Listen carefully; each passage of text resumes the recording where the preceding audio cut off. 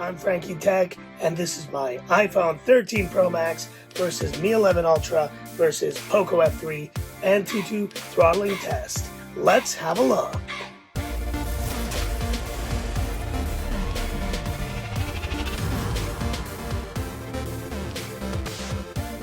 Alright guys, we're not going to waste any time.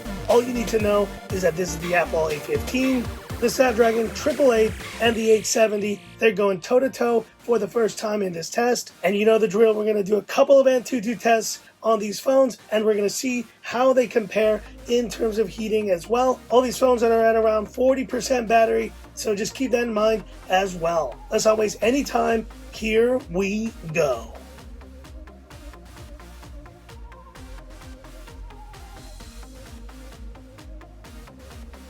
Alright folks, we are done with test number 1, 795,000 on the 13 Pro Max, 781 on the Mi 11 Ultra. Incredible scores for both of these phones on version 9.0.3. And let's see how the POCO F3 is done, 673,000, incredible. But now to really see how these phones are doing in terms of temperatures, staying pretty cool overall, the iPhone. And how about the Mi 11 Ultra, 43.5, definitely heating up. And the POCO F3, a little warm, but doing a little bit better, 40.3 degrees. Let's go ahead and test again. Here we go.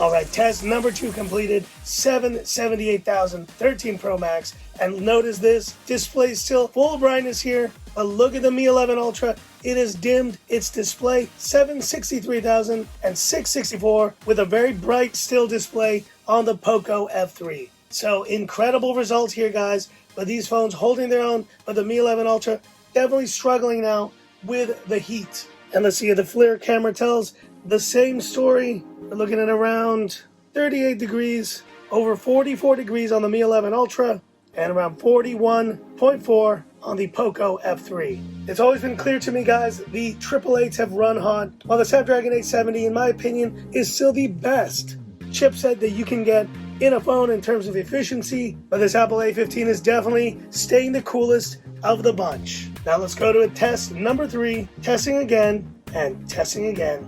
Here we go.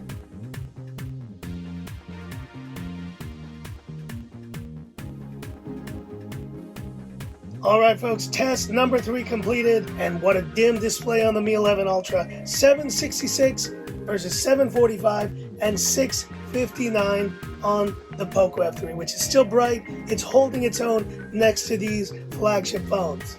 And this Mi 11 Ultra must be getting very hot. 45.5 degrees. Unbelievable. How about the iPhone 13 Pro Max? 38 degrees. But that is all. What about the POCO F3? Around 42.2 degrees. But there's clearly one phone that has suffered the most in this test. The Mi 11 Ultra. Wow. And one thing you'll notice, these phones started around 38%. Both have dropped nearly 20 percentage points. But the iPhone 13 Pro Max is at 31% entering test number 4. It's only dropped 10%.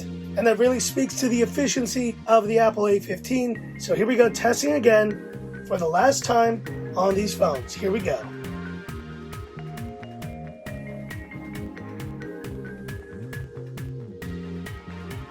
Alright folks, test number 4, and look at these results. The 13 Pro Max has gone up in score, 773,000, while the Mi 11 Ultra held its own, 734, but it did dip every time. And look at this champ, the POCO F3 with the Snapdragon 870, 664, tremendous performance. But look at battery life, 10%, only 15 left, almost a 30% drop for the Ultra, 25 for the POCO F3, and for the Pro Max, a 15 only percent drop. Unbelievable. But now let's go ahead and look at the temperatures. 47.8, almost 48 degrees here on the Mi 11 Ultra, around 39.9, but still below 40 degrees here on the 13 Pro Max, and the POCO F3 is now at 43.7. That says it all, guys. That says it all, how these phones fared. The 888 definitely overheating, 870 doing very well, but the 13 Pro Max and the Apple A15 just dominating this test. So I'm going to let these phones cool down for a moment, then share my final verdict in this test.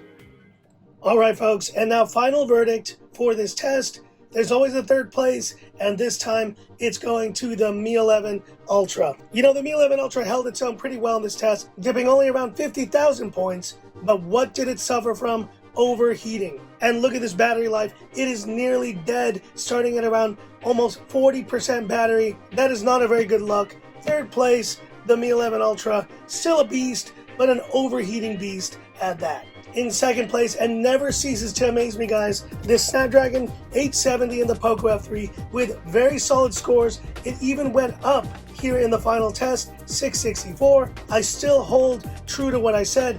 This is the best chipset to be released from Snapdragon this year. This is my absolute favorite chipset on any Android phone on this POCO F3. But folks, you know the winner here. The clear, decisive victory goes to the iPhone 13 Pro Max, which just showed up all the Snapdragon phones and dipping only 20,000 points, but most importantly, doing it in the most efficient way possible. Only a 15+% battery decrease. That also considering it was the coolest of the bunch. And here it is guys, your winner and the new ANTUTU throttling test champion of Frankie Tech, the iPhone 13 Pro Max. But hit me up in the comments. Do you agree with my assessment, and are you as impressed as I am about this incredible iPhone 13 Pro Max and the Apple A15, which everyone was saying was a lousy, upgrade, no serious CPU improvements? I beg to differ. It is definitely a beastly chipset. But hit me up in the comments. I'd love to hear about it. And that's it for this video. If you liked it,